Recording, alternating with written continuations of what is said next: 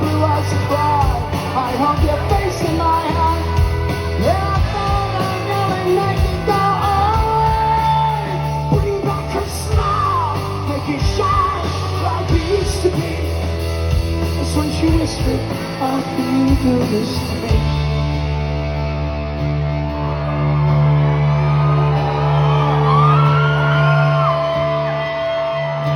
Hate me today,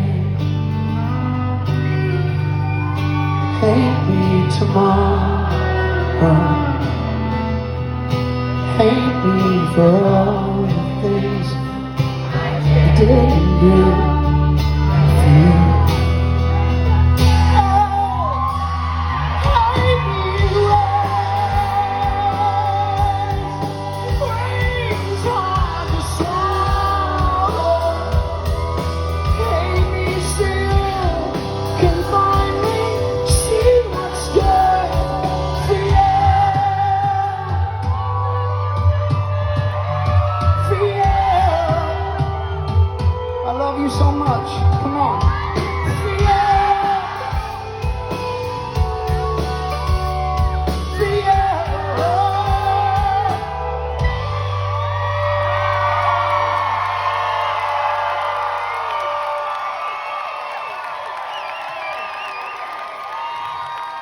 I'd like to share something with you.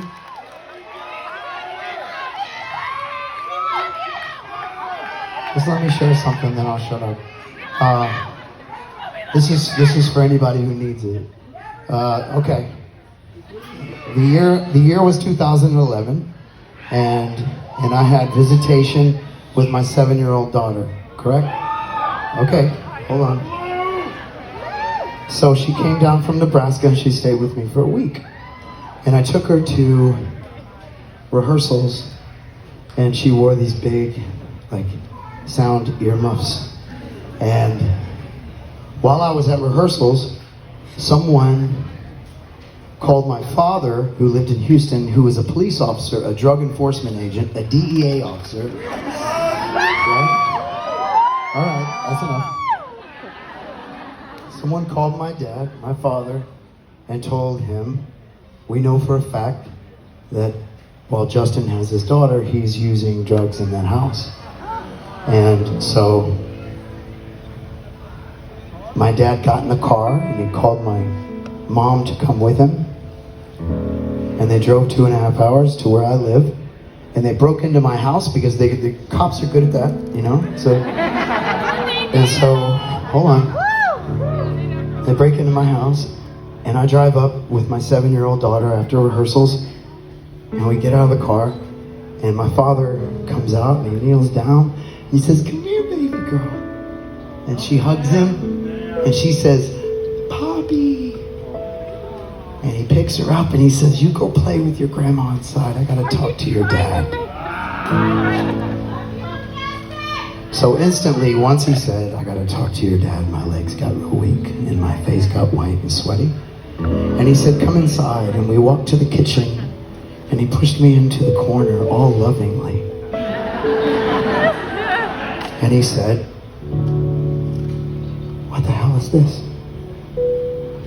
And I said, that's not what you think it is. And he goes, really? That's not what I think it is. Okay.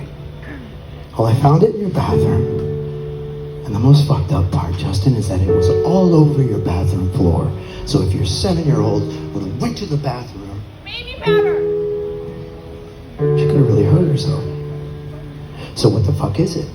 And I said, it's nothing. It's nothing. And I drank the bottle of red wine next to me as he was talking to me.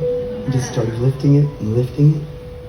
And he said, well, since it's nothing, then you won't mind that I brought this drug test kit from the office. And I'm like, fuck.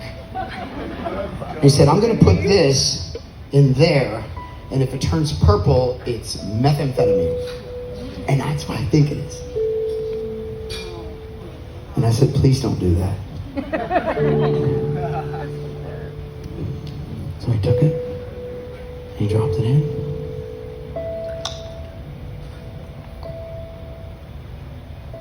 And it was purple.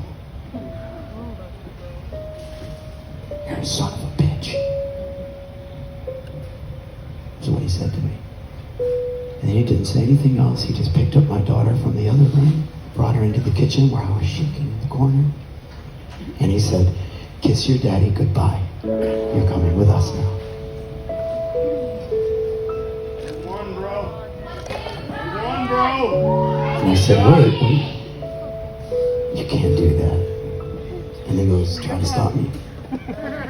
And then he walked outside into the driveway and he opened the back of the Suburban and he put her in. And I'm standing there watching, shaking, and I see the Snoopy seat. And I remember the Snoopy seat.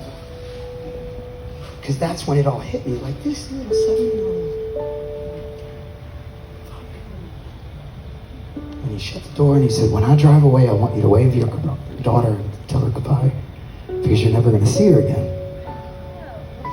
And he got in the car and he drove away. And I stood there in the driveway and bye. And she said, bye, Daddy. Addiction. What's the next thing I did? I went right back inside and I got fucked up again. Because I didn't know how to stop at the time. Now, today, that daughter, she lives with me. Today, I don't have to make decisions like that.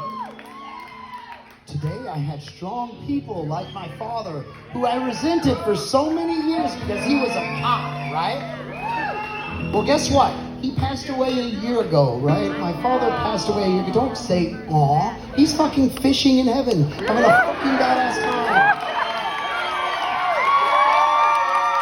But for 1 second, can you imagine how fucking hard that must have been for him to come to my house and take my fucking daughter to prove a goddamn point? He loved you.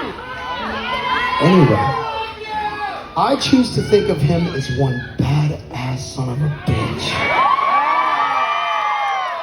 And now, when I look in the mirror, I'm one badass son of a bitch because of him.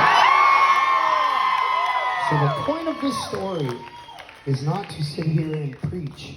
It's because I know that there's 1 or 2 or 3 people in this audience that might have a secret. And I just want you to know, just listen, I want you to know that it's possible. And I want you to know that no matter how far down you've fallen in that ladder, you can do this. And life is so fucking beautiful, you just give it a chance, okay? I love you guys. This is called Fear.